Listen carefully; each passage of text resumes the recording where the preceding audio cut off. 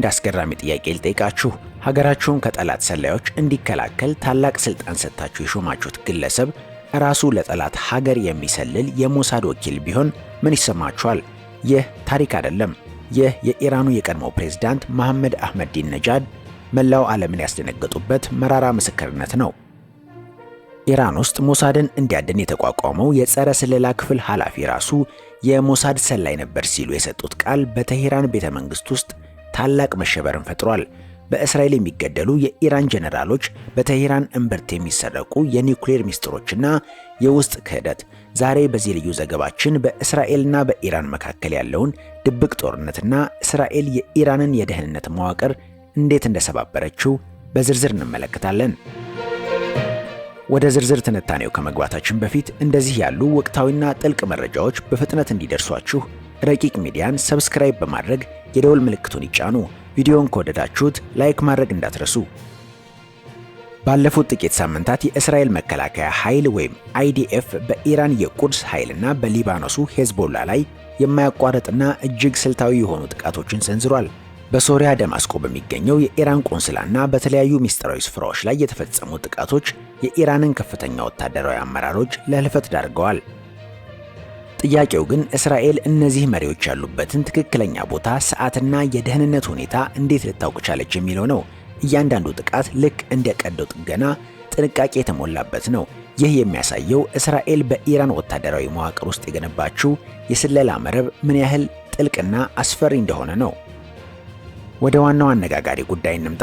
የቀድሞ የኢራን ፕሬዝዳንት መሐሙድ አህመዲን ነጃድ በቅርቡ በሰጡት ቃለ መጠይቅ የኢራንን የደህንነት መዋቅር እርቁን አስቀርተውታል። አህመዲን ነጃድ እንዳሉት በኢራን የደህንነት ሚኒስቴር ውስጥ እስራኤልን እንዲሁም ሞሳድን እንዲከታተል የተቋቋመው ከፍተኛ ኃላፊ ራሱ የሞሳድ ሰላይ ነበር። ይህ ግለሰብ ብቻ ሳይሆን በእሱ ስር የነበሩ ሌሎች 20 ወኪሎቹም ለእስራኤል መረጃ ሲያቀብሉ እንደነበር ገልጸዋል። እነዚህ ሰላዮች ናቸው የኢራንን የኒውክሌር ሰነዶች ሰርቀው ለእስራኤል የሰጡት። እነዚህ ሰላዮች ናቸው የኢራን የኒውክሌር ሳይንቲስቶች እንዲገደሉ አመቻችተው የሰጡት። አዳኝ ተብሎ የተሾመው ራሱ አውሬ ሆኖ መገኘቱ በቴሄራን ላይ የደረሰ ትልቅ ውርደት ነው። የእስራኤሉ ሞሳድ በኢራን ውስጥ ያለው ዘልቆ የመግባት አቅም መንፈስ እስኪባል ድረስ ረቂቅ ነው። እንደ ኢሮፓያን አቆጣጠር በ2018 እስራኤል ከቴሄራን እምብርት ግማሽ ቶን የሚመዝን የኒውክሌር ማህደር ሰርቃ ስትወጣ የኢራን ደህንነቶች የት ነበሩ? መልሱ ግልጽ ነው። ሰነዱን እንዲጠብቁ የተመደቡት ሰዎች ራሳቸው የሞሳድ ደሞዝተኞች ነበሩ። አህመዲን ነጃድ እንደሚሉት የጸረ ሞሳድ ክፍሉ ለእስራኤል መረጃ ከመስጠት ባለፈ የኢራን ደህንነት በትክክለኛ ሰላዮች ላይ እርምጃ እንዳይወስድ እንቅፋት ሲፈጥር ነበር። ይህ ማለት ኢራን በራሷ ገንዘብ ለእስራኤል የሚሰልሉ ሰዎችን እያሰለጠነችና እየሾመች ነበር ማለት ነው። አሁን ባለንበት 2026 ጦርነቱ ከእጅ አዙር ጦርነት ወጥቶ ወደ ቀጥታ ግጭት ተሸጋግሯል። እስራኤል የእባቡን ራስ መምታት በሚል በሰየመችው አዲስ ኦፕሬሽን በኢራን ምድር ላይ ያሉ ኢላማዎችን በግልጽ እየመታች ነው። ኢራንም በበኩሏ በመቶዎች የሚቆጠሩ ድሮኖችና ሚሳኤሎችን ወደ እስራኤል ብትተኩስም አብዛኞቹ ግን በአየር ላይ ከሽፈዋል።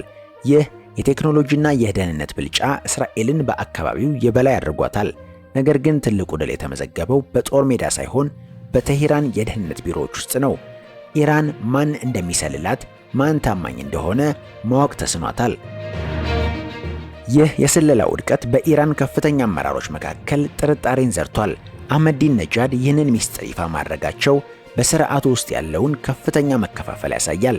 እርስ በእርሳችሁ ተጠላልፋችኋል የሚለው መልእክት ለኢራን የደህንነት ኃይሎች ትልቅ የስነ ልቦና ጦርነት ነው። ጀነራሎቹ ቤታቸው ውስጥ እንኳን ሆነው ሞሳድ እየሰማኝ ይሆን ብለው እንዲሰጉ አድርጓቸዋል። ይህ ደግሞ በጦርነት ጊዜ ውስጥ ውሳኔ የመስጠት አቅምን ሽባ ያደርጋል። የእስራኤልና የኢራን ጦርነት የክፍለ ዘመኑ ትልቁ የደህንነትና የፖለቲካ ፍልሚያ ሆኖ ይቀጥላል። የአህመዲን ነጃድ ምስክርነት እንደሚያሳየው ጦርነቱ በጠመንጃ ብቻ ሳይሆን በአእምሮና በክህደትም ጭምር ነው። እስራኤል የኢራንን የደህንነት ግድግዳ አፍርሳ ግቢዋ ውስጥ ገብታለች። ኢራን ይህንን የሰላዮች ሰንሰለት ካልበጠሰች የመሪዎቿ ሞትና ሚስጥሮቿ መዘረፍ ይቀጥላል። የእስራኤልና የኢራን ፍልሚያ ዛሬ ላይ የደረሰበት ደረጃ አንድ መራራ እውነት ይነግረናል። ጦርነት የሚሸነፈው በሜዳ ላይ በሚተኮስ ሚሳኤል ብቻ ሳይሆን በጠላት ቢሮ ውስጥ በሚቀመጥ ሰላይም ጭምር ነው። አህመዲነጃድ እንደገለጹት የሰላዩ ሰላይ ታሪክ ለኢራን መንግስት የውድቀት መጀመሪያ ሳይሆን አይቀርም።